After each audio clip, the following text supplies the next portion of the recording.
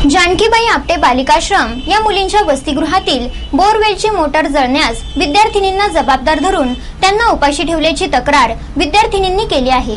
त्यानंतर समाज कल्याण विभागाचे अधिकारी व पोलिसांनी तेथे जाऊन चौकशी केली। मुलींना प्रथम जेवण देण्यात आले आणि त्यानंतर त्यांची तक्रार नोंदवून पुढील प्रक्रिया सुरू करण्यात आली।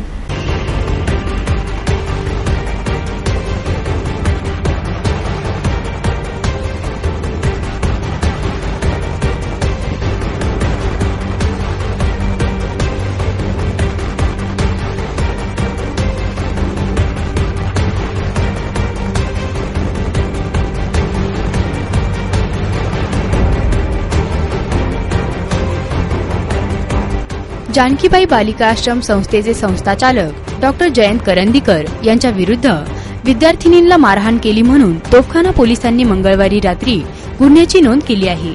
जानकीबाई बालिका आश्रम संस्थेतील विद्यार्थिनींनीच याबाबत फिर्याद दिली आहे।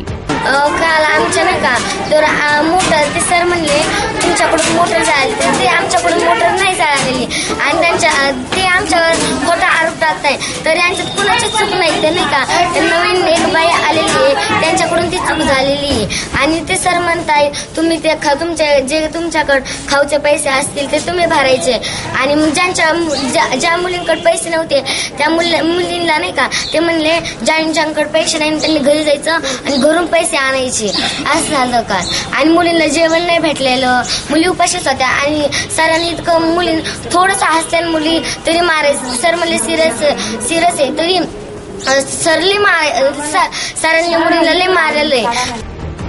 त्यावरून पोलिसांनी अदखलपात्र गुन्हा नोंदवला आहे। संस्थेच्या वसतिगृहातील मोटार चालू केली म्हणून करंदीकर यांनी आपल्याला मारहाण करून शिवीगाळ केल्याचे फिर्यादीत म्हटले आहे। या घटनेचा निषेध करत आज पीपल्स रिपब्लिकन पार्टी आणि काँग्रेसच्या वतीने आंदोलने करण्यात आली। अतिशय माणुसकीला काळीमा फासणार आहे। आम्ही आज काल आमचे कार्यकर्ते इथे आले होते।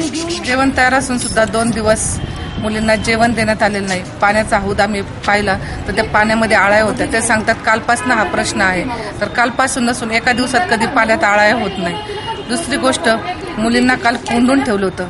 जी प्रॅक्टिकल 10वीची जी एक्झाम होती त्या एक्झामला सुद्धा मुलींना जाऊ देण्यात आलेलं नव्हतं आणि आज आम्ही इथं आलो तर जे याच्या संस्थेचे संस्थापक आहेत त्यांनी त्यांचे मोबाईल नॉट रिचेबल असून आता त्यांना फोन केला तर ते आमच्या समोर येण्यास तयार नाही। जर ते आमच्या समोर जर आले नाही आज दिवसभरात तर आम्ही इथं आमरण उपोषण करणार आहोत आणि दुसरी गोष्ट ह्या स्कूलला टाळं ठोकल्याशिवाय आम्ही इथून जाणार नाही। जोपर्यंत ही व्यवस्था बदलणार नाही तोपर्यंत आंदोलन चालूच ठेवणार असल्याचे सांगतानाच ही व्यवस्था बदलली नाही तर आमरण उपोषणाचा इशाराही आंदोलनकर्त्यांनी यावेळी दिला। आता आम्ही जानकीबाई आपटे प्रशालेमध्ये मुलींना भेट देण्याकरता आलो असताना तिथं आम्हाला असं लक्षात आलं की त्या मुलींच्या संडास बाथरूमची व्यवस्था तर अतिशय खराब आहे आणि त्या मुलींना स्वतः ते काम करावं लागतं स्वच्छतेचं आणि पिण्याच्या पाण्यामध्ये अक्षरशः किडे आहेत आणि त्यांना परवा दिवशीचा प्रकार असा झाला की तो तुम्हाला माहितीच आहे।